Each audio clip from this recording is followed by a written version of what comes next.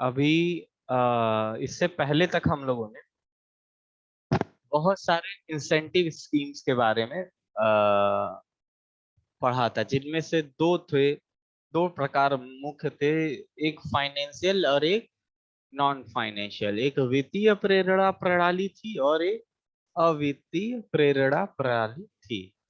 तो इन दोनों मेथड के बारे में, पहले के बारे में, अवित्तीय के बारे में, हम लोगों ने देखा था कि कैसे प्रेरणा देने के कई मेथड होते हैं, जिनमें से मैंने बताया कि आप प्रमोशन का वादा करके, मैनेजमेंट में हिस्सा दे करके, उनके सुख सुविधाओं में बढ़ोतरी करते हैं। तो ये जितने भी तरीके थे जिसमें मौद्रिक मतलब मुद्रा दिए बगैर जो प्रेरणा का स्रोत बनता है, वो हमारा अवित्तीय प्रणाली में आता था। अब मैंने ये भी बताया कि जो वित्तीय प्रेरणा प्रणाली है, ठीक है,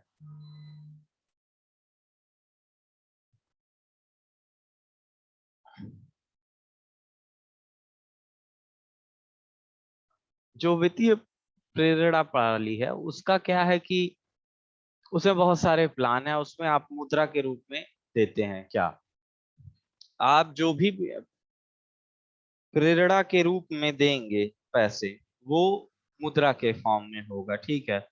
अब देखिए, काम कराने के लिए अधिक काम का आप पैसा देंगे, यही सीधा सीधा मतलब है किसका, इस मेथड में, ठीक है। अब हम लोग बहुत सारे साइंटिस्टों ने मिल करके, बहुत सारे ये इकोनॉमिस्ट थे, तो उन लोगों ने डिफरेंट डिफरेंट प्लान तैयार किए कि आपको कितना अधिक बोनस या फिर इंसेंटिव्स देना चाहिए। देखिए, आपका एक बेस लेवल इनकम तो होता ही है, ठीक है। इंसेंटिव स्कीम में क्या होता है कि आपको न्यूनतम मजदूरी मिलती ही मिलती है, ठीक है। वो क्यों मिलती है? क्योंकि आप एक एक्ट है न्यूनतम, जिसको बोलते हैं मिनिमम वेजेस एक्ट, उसके तहत ये जरूरी है कि किसी भी कार्य में, किसी भी मजदूरी में आपको न्यूनतम वेज का तय करना ही करना है। न्यूनतम वेज से आप अधिक दे सकते हैं, कम नहीं दे सकते, तो न्यूनतम वेज तो देना ही होता है। तो करते क्या है कंपनी के लोग, क्यों न्यूनतम वेज में इंसेंटिव या बोनस जोड़ देते हैं। ये जो और बोनस और इंसेंटिव जो यहाँ पे दिया जा रहा है, वो सब पैसे के फॉर्म में रहता है, फाइनेंशियल वाले में। फाइनेंशियल सिस्टम जो है इंसेंटिव का, उसमें पैसे के फॉर्म में आपको बोनस दिया जाता है, ठीक है। अभी तक आप समझते होंगे बोनस सिर्फ पैसा होता है, तो इससे ये गलत है। बोनस कोई भी एक्स्ट्रा सुख सुविधा हो सकता है जो कंपनी प्रोवाइड करती हो आपको। किस लिए? ताकि आप काम और बेहतर कर सकें, आपको प्रलोभन दे लेने के लिए। तो हम देखिए, करीब 10 फाइनेंशियल इंसेंटिव स्कीम प्लान है हमारे किताब में मेंशन। उन बहुत छोटे छोटे हैं, 10 के बारे में इतना नहीं सोचना है, काफी इजी भी है, बहुत आसान पद्धतियां भी हैं जिनको समझना काफी आसान है। दसों के बारे में एक एक करके पढ़ेंगे, चार चार पढ़ेंगे, खत्म हो जाएंगे कल तक। हमें लगता है ये पूरा का पूरा आपका, आज थर्सडे है, तो हम कल तक लगता आपका पूरा का पूरा ये चैप्टर तो खत्म हो जाएगा। छठा बचेगा आपका, दो चैप्टर, स्टोर मैनेजमेंट और सेफ्टी। स्टोर मैनेजमेंट भी जल्दी खत्म हो जाएगा, सेफ्टी काफी लंबा चैप्टर है, 14 लेक्चर लगता, तो उसमें लगेगा आपका टाइम। तो आइए एक एक करके, जो पहला प्लान दिया था वो है वेयर प्लान। इसके बारे में देखेंगे, वेयर प्लान क्या है।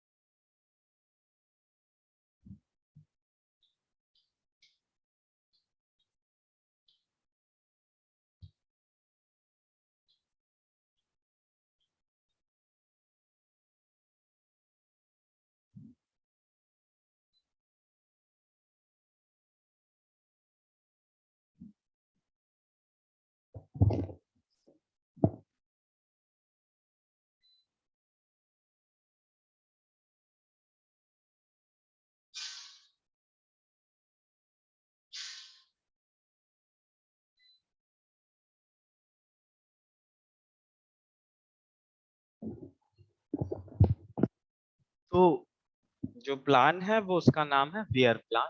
ठीक है, अब इसी का फॉर्मूला देखेंगे। ठीक है, इसमें जो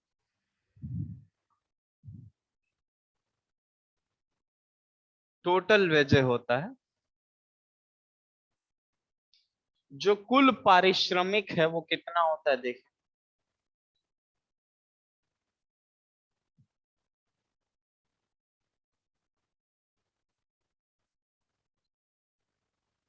बोनस तो जुड़ा ही होता है हर प्लान में। आपको बोनस निकालने के तरीके जानने हैं कि बोनस कैसे निकलेगा। ठीक है, वियर प्लान का बोनस अलग से तरीके से निकलता है। आगे जो गैंट प्लान है, बहुत सारे प्लान है, सबका अपना अपना तरीका है बोनस निकालने का। ठीक है,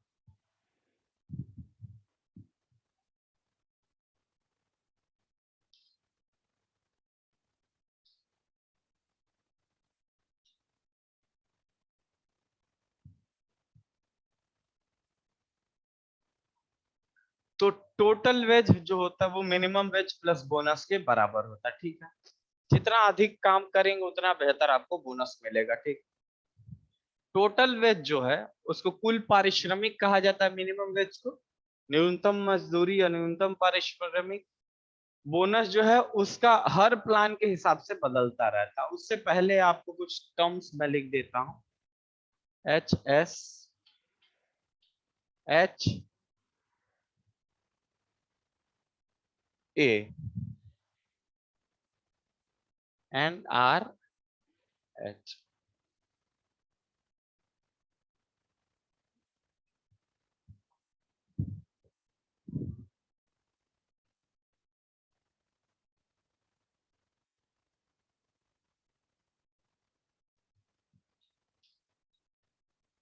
HS जो है वो स्टैंडर्ड टाइम है। ठीक, HA जो है वो एक्चुअल टाइम है, कि कितना एक्चुअल टाइम लिया उस काम को करने में उसने। RH जो है वो स्टैंडर्ड रेट है।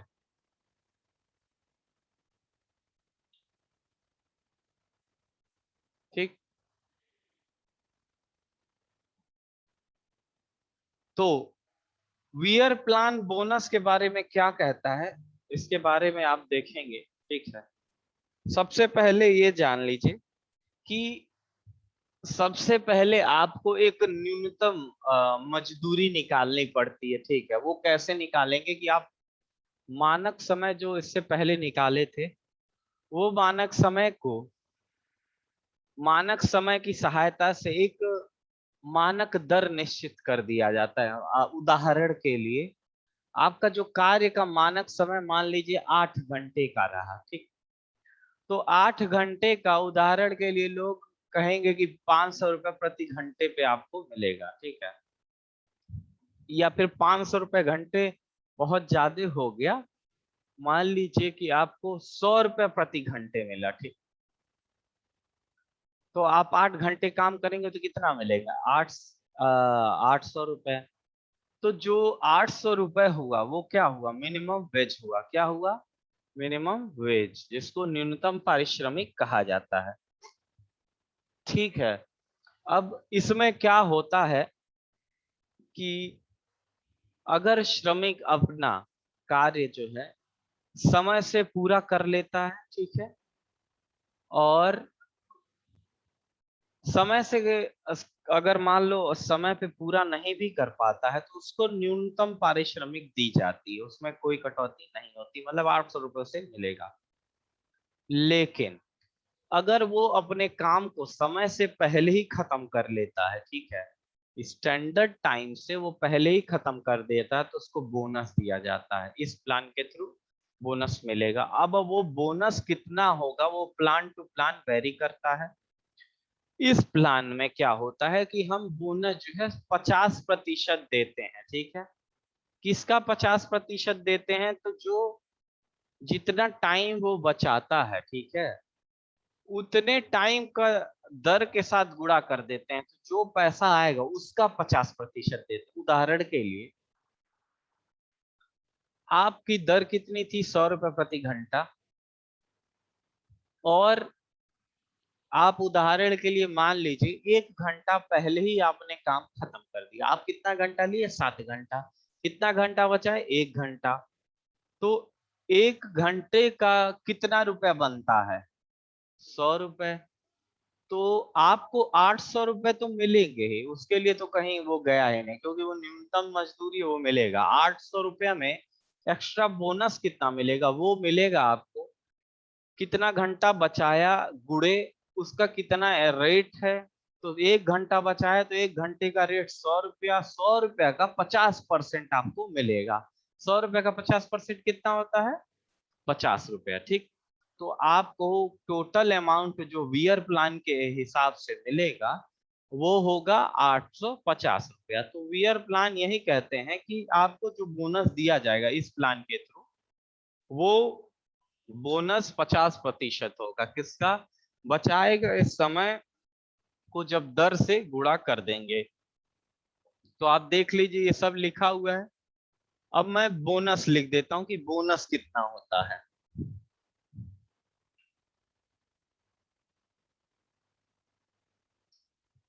जो बोनस होता है उसका formula 50% of HA into RH, ठीक। यही फॉर्मूला होता है। 50% किसका, बचाए गए समय और उस पर लगने वाले रेट का, ठीक है। यही बोनस का फॉर्मूला वियर के प्लान के मुताबिक होता है, ठीक। यहाँ पे जो बचाया गया समय होगा वो होगा HS माइनस HA होगा, सॉरी, HS माइनस HA, ठीक है। तो आपको ये बात समझ में आ गया। तो इस पर एक सवाल आपको पूछ सकता है कि वियर प्लान के मुताबिक, एक सवाल आपको मैं दे देता हूं।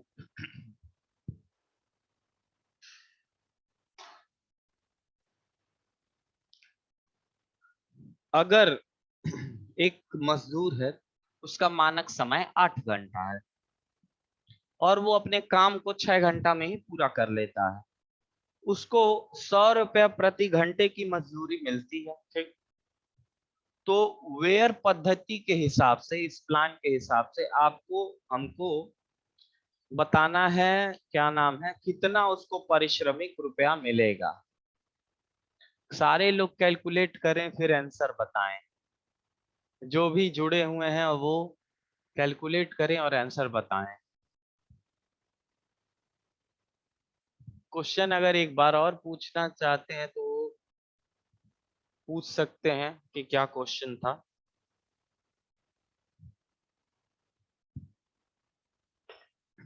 तो जो क्वेश्चन था वो ये कह रहा है कि HS 8 आवर है,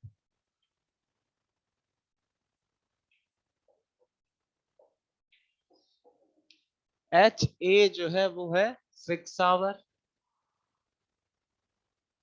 और RH जो है वो है 100 रुपीज पर आवर, ठीक। कोई दिक्कत। अब आपको टोटल वेज निकालना है। तो टोटल वेज क्या होता है, पहले मिनिमम वेज निकालिए। तो मिनिमम वेज होगा 800 रुपए। बोनस कितना होगा, 50% होता है ना। तो 50%, 50%, कितना टाइम बचाया, 2 घंटे का कितना रेट है, 100 रुपया। तो 200 का 50%, 100 रुपया। तो 900 रुपए उसका टोटल वेज हो जाएगा। समझ में आया। तो ये था वियर प्लान। वियर प्लान के हिसाब से जो बोनस होता है वो कितना प्रतिशत होता है, 50%। अगला जो प्लान पढ़ेंगे वो है हेल्जे प्लान। कौन सा प्लान है, हेल्जे प्लान। इसको मिटा दें।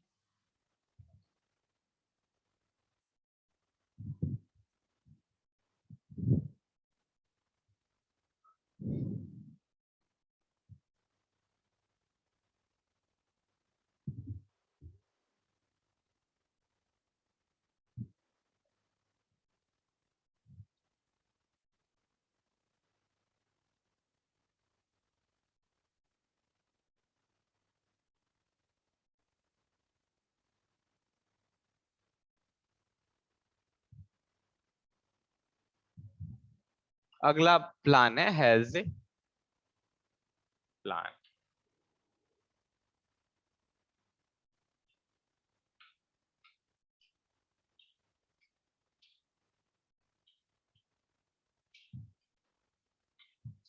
हैज ए प्लान क्या कहता है? ये प्लान हर रूप में वियर प्लान के सिमिलर है, ठीक है। जो जो बातें वियर प्लान में हैं वो बातें इसमें भी हैं, ठीक है। बस अंतर है बोनस का, बोनस कितना होगा इसी चीज का बस अंतर है। अब हैज ए प्लान के हिसाब से जो बोनस होता है वो आपका 1/3 होता है। मतलब 1/3 का मतलब, एक और बात बता देते हैं, 50% का डेसिमल वैल्यू कितना होता है, या फिर 1/2। फ्रैक्शनल वैल्यू जो होता है 50% का वो 1/2 होता है, ठीक है। तो यहाँ पे जो फ्रैक्शनल वैल्यू लेना है वो 1/3 का लेना है। मतलब कितना परसेंट? 100/3%, ठीक है। कितना परसेंट लेना है बोनस? 100/3%। बाकी सब कुछ वियर प्लान की तरह ही होता है इसमें भी, ठीक है। अब देखें, इसमें भी वही formula, total wage equal to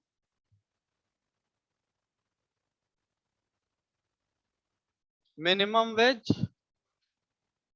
न्यूनतम पारिश्रमिक भत्ता प्लस बोनस, ठीक। जो बोनस है वो कितना होगा देखें।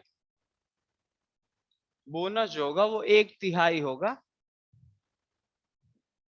बचाए गए समय का, मतलब HS minus HA into RH, जो बचाया गया समय उसका रेट का 1/3 होगा, ठीक है। ये कौन कहता है? हेल्जे प्लान। इस हिसाब से अगर पुराना वाले का निकालें, जो पुराना आपको पता था कि HS बराबर कितना दिया हुआ था, 8 आवर, HA कितना दिया था, 2 आवर, RH कितना दिया हुआ था, 100 रुपया प्रति घंटा। इस हिसाब से यहाँ बोनस कितना, वहां बोनस 100 रुपया मिल रहा था, ठीक है। यहाँ पे जो बोनस मिलेगा वो 2/3 इंटू 100 मिलेगा, ठीक है। 100 का 2/3 कितना होता है? 66.66।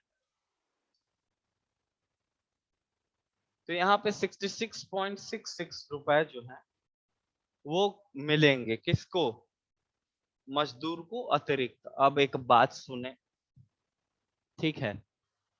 क्या एडवांटेज है किसमें, वियर प्लान का, वो मैं बता देता हूँ, डिसएडवांटेज भी बता देता हूँ।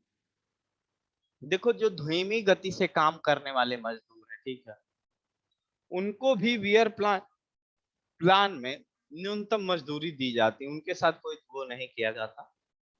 या तेज गति वाले हैं तो उनको बोनस भी दिया जाता है। अगर आप काम धीरे करते हैं तो आपको न्यूनतम वेज मिलेगा, अगर आप काम तेज करते हैं तो आपको बोनस भी मिलेगा, ठीक है।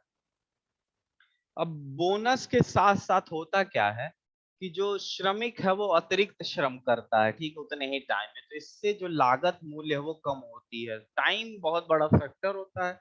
अब आप कहेंगे सर आप बोनस दिए तो लागत मूल्य बढ़ क्या गया, तो लागत मूल्य उतना नहीं दे रहे होते हैं, टाइम आपका बच रहा होता है।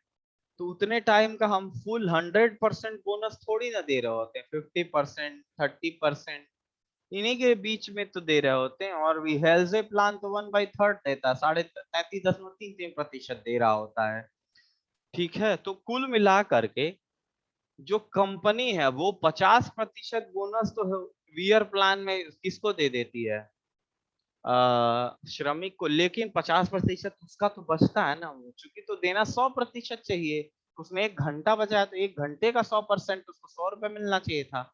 लेकिन उसको देती कितना है, 85 रुपया देती है। 50 रुपया देने के बाद जो 50 रुपया बचता उसका वो उसको दूसरे काम में इस्तेमाल करती है, ठीक है। ये जो टेक्निक है वियर प्लान का, इजी है, आपको बहुत आसानी से फॉर्मूला है, समझ जाएंगे, ठीक है। चूंकि मिनिमम वेज मिलता ही मिलता है, तो सारे के जो श्रमिक है उनमें जो है गारंटी रहती है रोजगार की। उनमें कोई दिक्कत नहीं होता कि हम कम काम करेंगे तो हम निकाल दिया जाएगा, हमें पैसा नहीं मिलेगा, उन्हें भी मिलता है। ये जो गारंटी वाली फीलिंग है वो वीआर प्लान में रहती है, ठीक है। और ये सारे के सारे फायदे आपको हेल्थ प्लान में भी मिलता है। फर्क क्या है, हेल्थ प्लान में जो है एक तिहाई हिस्सा श्रमिक को अगर दिए तो बचा कितना, दो तिहाई हिस्सा बच जाता है नियोक्ता के पास। परंतु वीआर प्लान में 1/2 हिस्सा श्रमिक लेता है, 1/2 हिस्सा नियोक्ता के पास बच जाता है, उस बचत का समय जो उसने बचाया, ठीक है।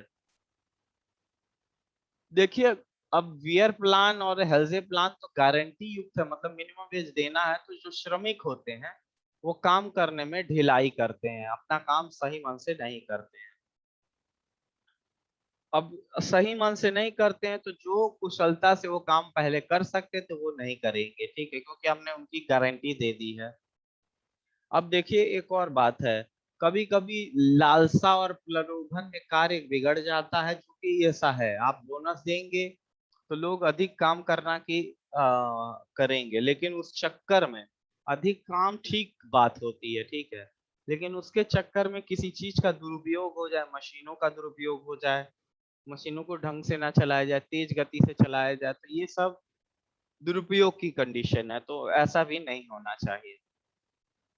अब देखिए उत्पादन का जो गुण है, गुणवत्ता है, वो गिरता है, नो डाउट, तेजी से काम हो रहा है ना। उसके अलावा श्रमिकों का स्वास्थ्य पे बुरा प्रभाव पड़ेगा, वो पैसे के लिए क्या करेंगे, अतिरिक्त भार उठाएंगे।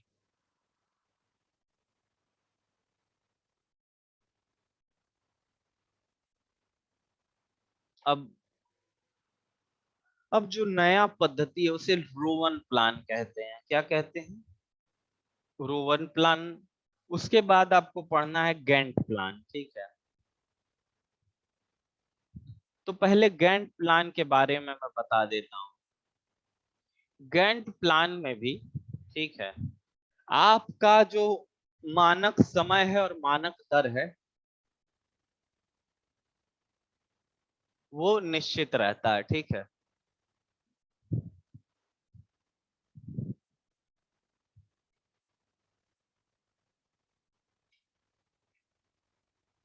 गैंट प्लान के बारे में देखें।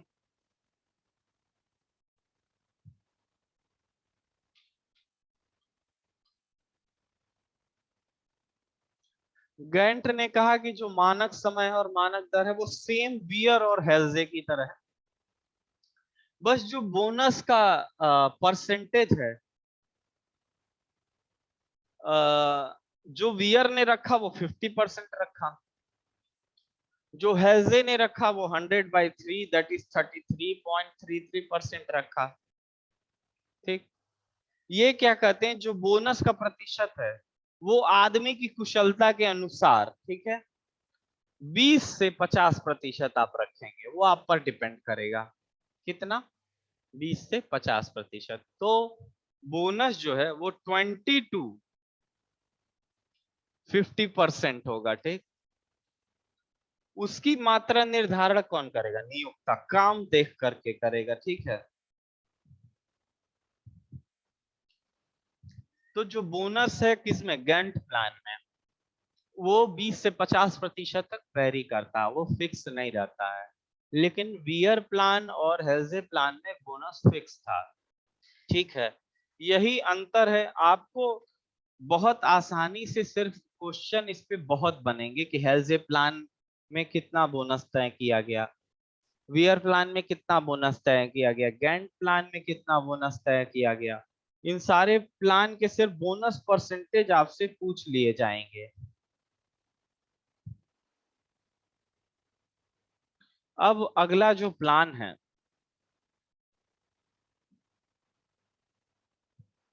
अभी बचे आपके जो 7 प्लान और हैं।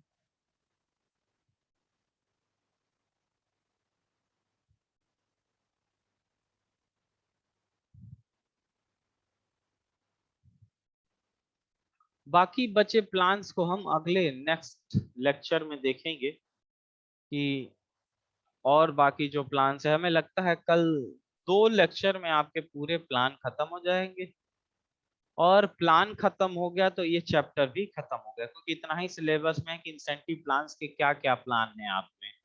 ठीक, उसके बाद हम लोग स्टोर मैनेजमेंट पढ़ेंगे, दैट इज भंडार प्रबंधन, बहुत इंपॉर्टेंट टॉपिक होता है। आपके बहुत सारे पैसे स्टोर में ही लगे रहते हैं।